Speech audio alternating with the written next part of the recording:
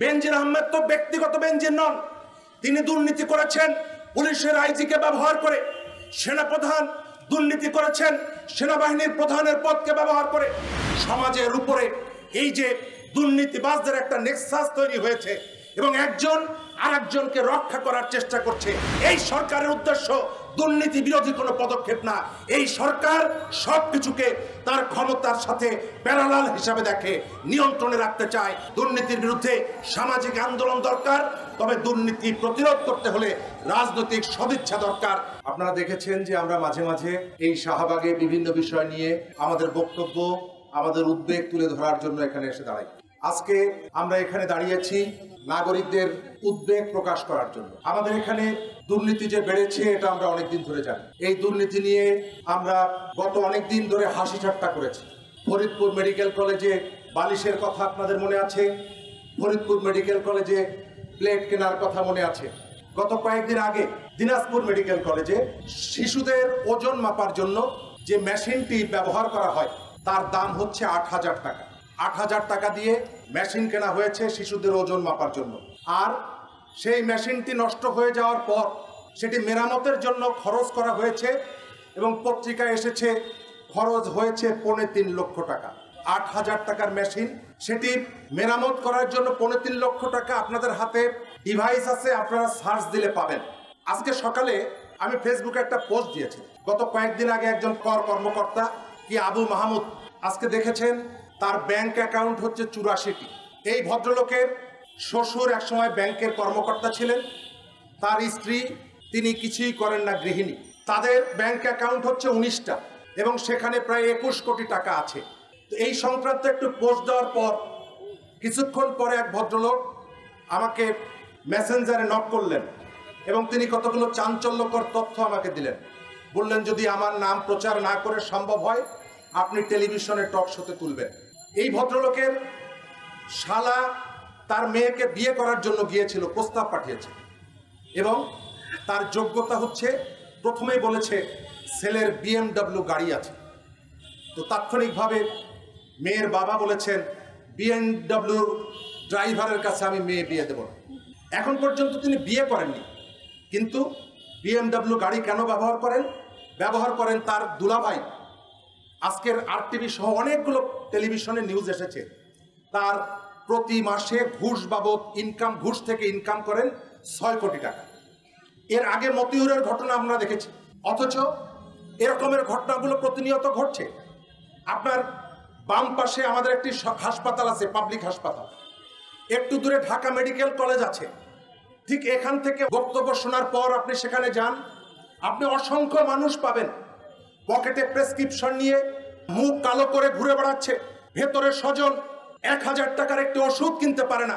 এই বঙ্গবন্ধু মেডিকেল আপনি সামনে যান, আপনি অসংখ্য মানুষ পাবেন যে পকেটে প্রেসক্রিপশন নিয়ে ঘুরে বেড়াচ্ছে, ভেতরে তার স্বজন মৃত্যুর যন্ত্রণায় ছটফট করছে, তার জন্য ৫০০ টাকা দিয়ে একটা ওষুধ কিনতে পারে না।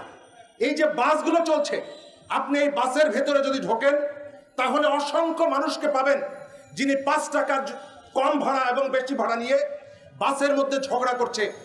আর অন্যদিকে একজন সরকারি কর্মকর্তা প্রতি মাসে তার ইনকাম হচ্ছে ৬ কোটি টাকা। দেশের মানুষ ধনী হোক, এটা আমরাও চাই, কিন্তু সেটি হতে হবে বৈধ উপায়ে। আর আজকে আমরা একের পর এক দেখছি, কি দেখছি? এদের প্রত্যেকের নেক্সাসটা আপনি দেখেন।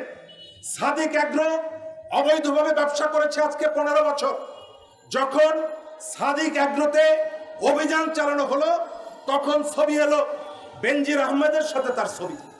যখন মতিউর রহমান, যখন তাকে খুঁজে বের করা হলো ছাগলকাণ্ডের ভেতর থেকে, তার সাথে ছবি বেরিয়েছে বাংলাদেশ ব্যাংকের গভর্নরের সাথে, তিনি একসাথে হজে গেছেন।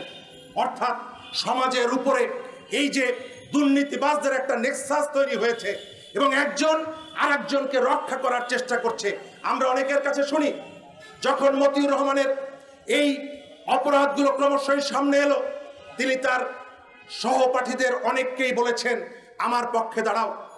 ঢাকার গুরুত্বপূর্ণ একটি ক্লাবে তিনি তাদেরকে ডেকেছিলেন, আমার পক্ষে একটি স্টেটমেন্ট দাও। কেউ কেউ রাজি হয়েছেন, কেউ কেউ রাজি হননি।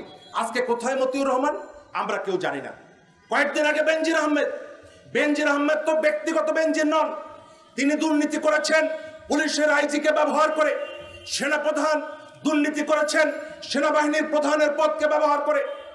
আর আমাদের সরকার বলছে এর দায় দায়িত্ব আমার না। তাহলে 15 বছর যারা ক্ষমতায় আছেন, তিনি যদি আজকে বলেন আমার আইজি যে দুর্নীতি করেছে তার দায় দায়িত্ব আমার না, তাহলে আসেন আমরা সিদ্ধান্ত নেই এই সম্পূর্ণ দায় দায়িত্ব কল্যাণ পার্টিকে বহন করতে হবে, তাই না? আমরা এই দায় দেব মুসলিম লীগকে, আওয়ামী লীগকে দায় দিব না। বেনজির আহমেদ বাংলাদেশের সব থেকে গুরুত্বপূর্ণ কয়েকটি জায়গায় তিনি দায়িত্ব পালন করেছেন। তিনি ঢাকা মেট্রোপলিটন পুলিশের প্রধান ছিলেন, বাংলাদেশের র্যাবের প্রধান ছিলেন এবং পুলিশের প্রধান ছিলেন। আমরা সবাই জানি যে আমাদের দেশে গোয়েন্দা তৎপরতা এখন পর্যন্ত সব থেকে ইফিশিয়েন্ট যে সংস্থা সেটি হচ্ছে র্যাবের ইন্টেলিজেন্স উইং। অথচ র্যাবের প্রধান এত দুর্নীতি করলেন যে র্যাব ওই রাজশাহীর পদ্মার চরে একটা কুড়ে ঘরে কেউ দুটো ককটেল নিয়ে বসে আছে, সেই খবর পায় যে র্যাব, সেই র্যাবের ডিজি হাজার হাজার কোটি টাকার দুর্নীতি করলো। র্যাব এই তথ্য জানলো না এবং প্রধানমন্ত্রী জানলেন না, সরকার জানলেন না। আজ থেকে 4 বছর আগে আমার পরিষ্কার মনে আছে, গণভবনে আওয়ামী লীগের এক প্রতিনিধি সভায় আওয়ামী লীগের সাধারণ সম্পাদক বলেছিলেন আমাদের নেত্রী সবার খবর রাখেন কে কোথায় করছেন।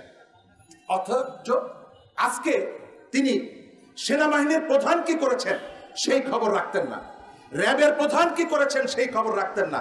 আমি গত 1 মাস ধরে অন্তত 40টা টেলিভিশনে একই কথা বলছি যে বেনজিরকে আজকে ধরা হয়েছে কেন? বেনজির সম্ভবত কারো লেজে পাড়া দিয়েছিল, অথবা তার এই লুটপাটের ভাগ না দেওয়ার কারণে আজকে সে বেনজিরকে ধরা হয়েছে।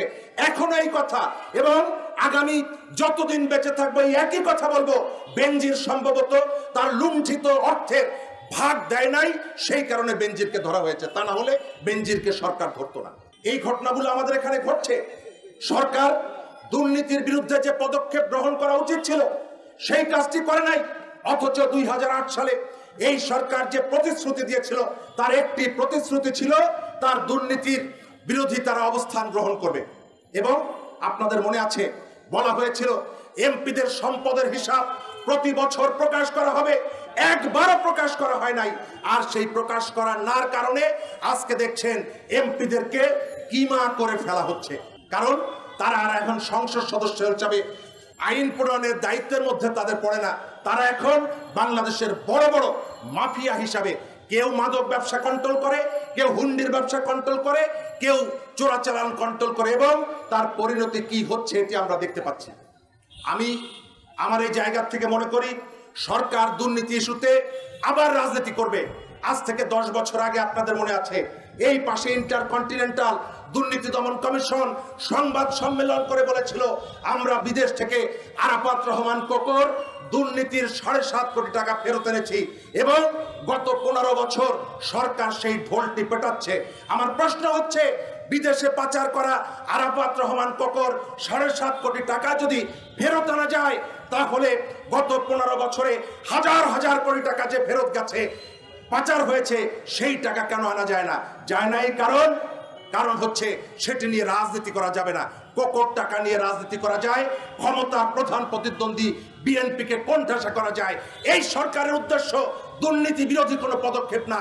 এই সরকার সবকিছুকে তার ক্ষমতার সাথে প্যারালাল হিসাবে দেখে, নিয়ন্ত্রণে রাখতে চায়, এবং সেই কারণে এই যে বেনজির বলেন, এই যে মতিউর বলেন, প্রত্যেকটা বিষয় নিয়ে আগামীতেও সে দুর্নীতির পক্ষে অবস্থান নেবে এবং এগুলো নিয়ে রাজনীতি করবে। আমরা আজকের এই সমাবেশ থেকে অনুরোধ করতে চাই, দুর্নীতির বিরুদ্ধে সামাজিক আন্দোলন দরকার, তবে দুর্নীতি প্রতিরোধ করতে হলে রাজনৈতিক সদিচ্ছা দরকার, এবং সামাজিক চাপ তৈরি করেই সেই সদিচ্ছা ফিরিয়ে আনা সম্ভব। সেই লড়াইয়ে, সেই সংগ্রামে আমরা থাকব, এই আশাবাদ ব্যক্ত করে সবাইকে ধন্যবাদ জানিয়ে আমার কথা শেষ করছি।